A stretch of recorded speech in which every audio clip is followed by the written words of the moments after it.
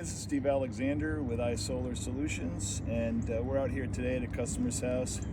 The customer wanted a little more ventilation, so we just installed that 40-watt system, but the flex line is what I'm here to talk about today for contractors.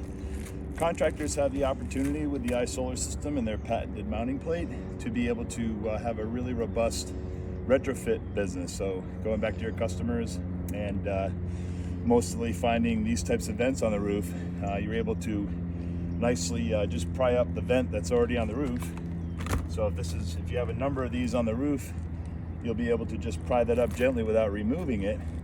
And the simplicity of the iSolar Solutions mounting plate allows you to just pry up this end, slide the fan in, seal it, and then connect the solar panel and put that on over the top. And now you have a powered solar attic fan. So that retrofit business is really great. I'm doing it here in Florida with iSolar right now with a customer, but we have plenty of flex line options, including 20, 50, 80, and 120 watts of ventilating power. So definitely check it out, isolarsolutions.com, and see how they might be able to fit into your roofing business or contracting business.